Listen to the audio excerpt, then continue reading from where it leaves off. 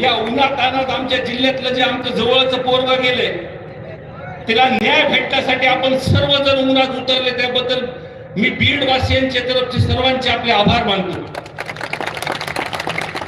मी जास्त काही बोलणार नाही. जसं अण्णा सविस्तरपणे अधिवेशनात आणि वारंवार सगळ्या भाषणात त्यांच्या पद्धतीने मांडतात. ही काही माझ्या मतदारसंघातली घटना नाहीये, पण ज्यावेळेस मी ही घटना बघण्यासाठी त्यांच्या कुटुंबियाकडे गेलो, त्यांच्या सर्व सदस्यांशी बोललो, त्यांच्या गावकऱ्यांशी बोललो, परिसरातली बोललो, घटनाक्रम सगळी समजून घेतल्यानंतर एवढं लक्षात आलं, हे फोटो नंतर व्हायरल झाले. पहिल्यांदा जेव्हा गावकऱ्यांनी मला दाखवलं तेव्हा माझं टाळ घसरत. अशा प्रकारची घटना मला असं वाटतं महाराष्ट्रात कधी झाली नसेल. आणि हा एका जातीचा विषय नाही मित्रांनो. तुम्ही बारकाईने जर बघितलं तर ते गावातला एक बौद्ध समाजाचा माणूस, त्याच्यासोबत त्या विंडमिलच्या प्रकारावरून हे सगळं कांड जे घडलेलं आहे, तो त्या बौद्ध समाजाच्या माणसाला दादागिरी करायला काही लोक तिथं आले होते. आणि ती दादागिरी रोखण्यासाठी तो बौद्ध समाजाच्या लोकांचं तिथं त्या दोघांमध्ये वाद चालू झाला. आणि वाद चालू झाल्यानंतर त्याला वाचवण्यासाठी मराठा समाजाचा संतोष अण्णा देशमुख गेले. मी मुद्दाम ही गोष्ट काय सांगतो, ह्याच्यामध्ये जातीचे समीकरण कसे बघा. आणि पहिल्यांदा नाव अधिवेशनात घेतो तो ओबीसी समाजाचा. विटेकर साहेब, तुम्ही बोलताना ऐकत होतो मी, सभागृहामध्ये पहिल्यांदा ही गोष्ट झाली की एका सर्व सत्तेच्या लोकांनी तिथं बोलले. आमच्या दसांनातून 5 मिनिटं जर तिथं बोलले असते तर सभागृह रडला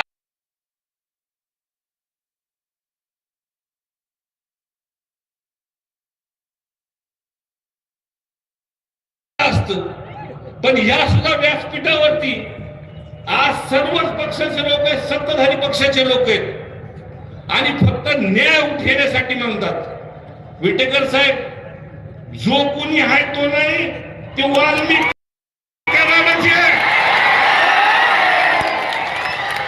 मी आधीपासून जी मागणी करतोय की 6, 9 आणि 11 हे 3 दिवस, 2 मिनिटं 6, 9 आणि 11 या 3 दिवसाचं जर रेकॉर्ड काढलं, मला चांगलं माहिती, धसांनाला मी रोज बोलतो, अण्णा ओ अण्णा,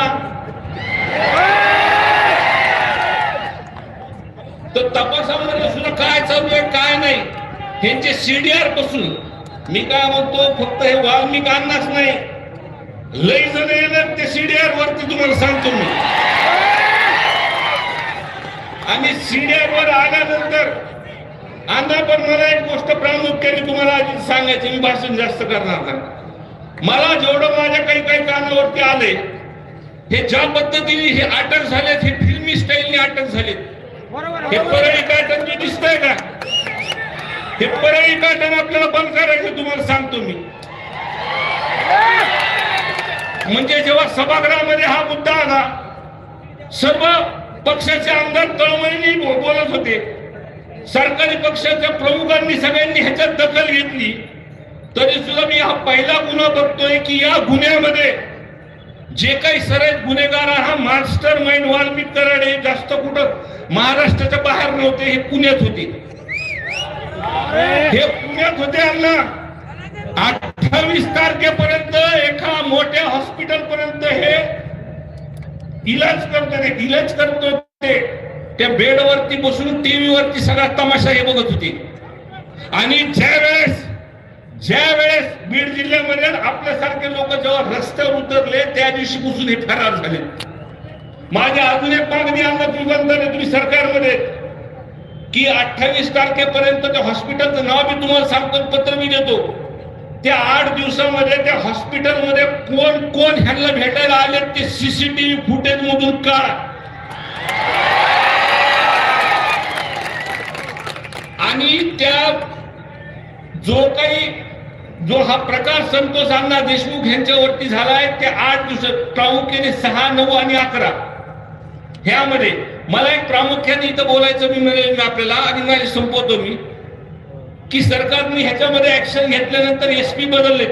काही काही गोष्टी खऱ्या सांगाव्या लागतील तुम्हाला. उगा विरोधी बाकावरती म्हणून मी बोलून जायचं. पण काही ऍक्शन घेतलेत. आमच्या जिल्ह्यात 2 नंबरचे धंदे बंद झालेत. पण तपास जेव्हा वाल्मिक करारावरती येतो तेव्हा तुम्ही कुठतरी थांबतो अण्णा बरं का. मी सांगणार अण्णा तुम्ही मला ओरडले तरी चालणार. जिथं वाल्मिक करारचे म्हणजे एक गुन्हा दाखल झाल्यानंतर तो हॉस्पिटलमध्ये थांबतो, जमा होतो. याला फक्त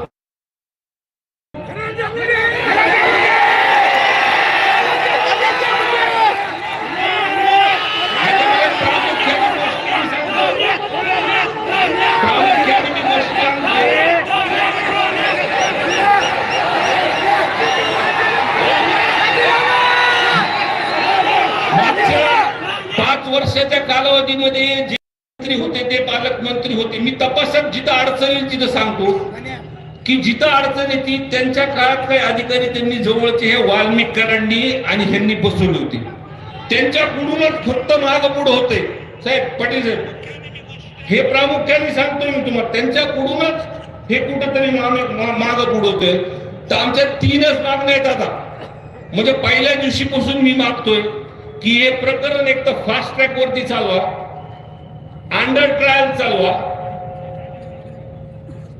आणि ह्या पूर्ण प्रकरण चलूच तर धनंजय मुंडे साहेबांचा राजीनामा घ्या